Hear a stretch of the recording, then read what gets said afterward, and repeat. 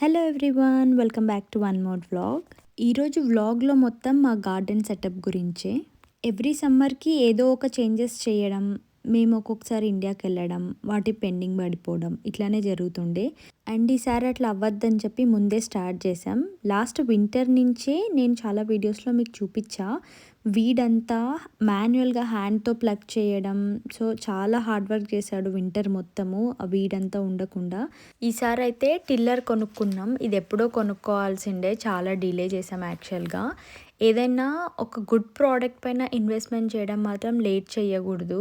మనం ఫిజికల్గా చేసుకోవాలి పనులు, అది కూడా వర్క్ చేసి ఇంట్లో వర్క్ చూసుకొని మళ్ళీ వచ్చి ఇవన్నీ చూసుకోవాలని అంటే చాలా టైం ఎఫర్ట్ తీసుకుంటుంది కదా. అట్లాంటి టైంలో ఇట్లాంటి మషిన్స్ మాత్రం చాలా యూస్ఫుల్ అవుతుంది. ఈ టిల్లర్ అయితే నిజంగా అంటే చాలా హెల్ప్ఫుల్ అయింది మాకు. అందుకే నేను కూడా మీ అందరితో ఈ వీడియోలో షేర్ చేస్తున్నా.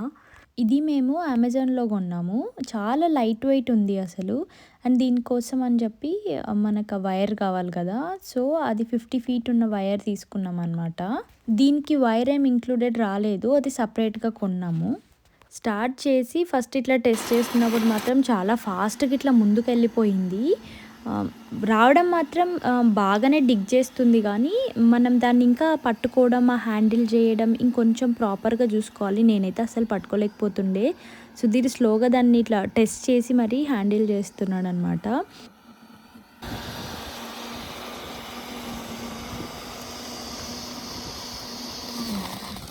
స్టార్ట్ చేసిన కొంచెం సేపటికే ఈ వైర్ అయితే డ్యామేజ్ అయిపోయింది.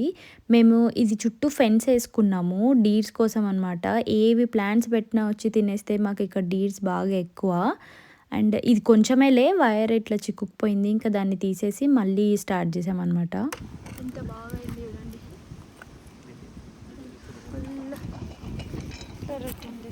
ఈ వైర్ సరిపోలేదు, ఇది ఓకే పెద్ద తెచ్చుకోవాలి. ఇది 50 feet ఉందంట.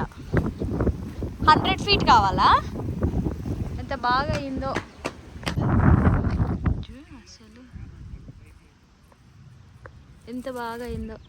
ఇంక ఈ రాళ్ళు ఒక్కటి తీసి పడేయచ్చు. మేము ఆర్డర్ చేసుకున్న 50 feet వైర్ అయితే అసలు సరిపోలేదు. మేము ఎక్కడి వరకు చేసామో ఆ కొంచెం ప్లేస్ వరకే వచ్చిందనమాట.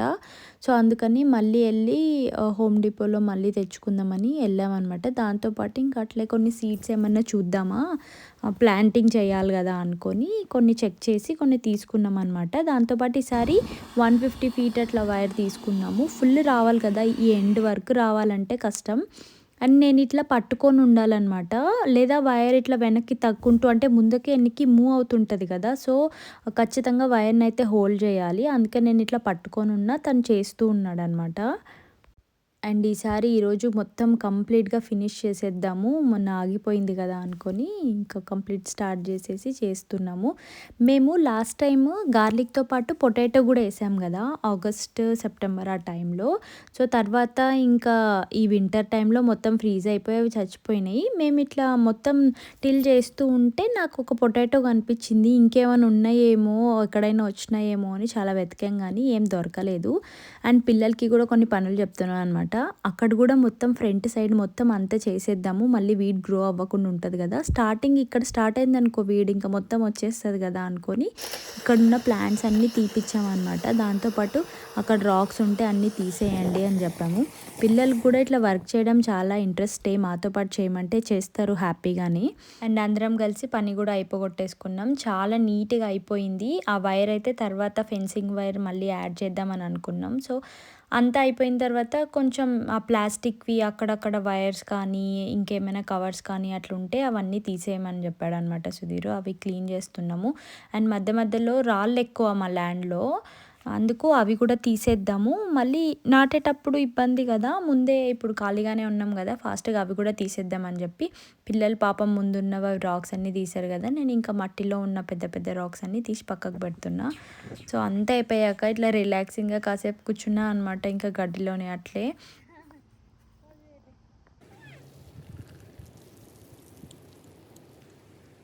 చేసి మళ్ళీ ఆ చెప్పులకి అంతా గడ్డేసుకోవచ్చు. ఇక్కడనే ఫస్ట్ ఇక్కడ దులుపుకొని పో.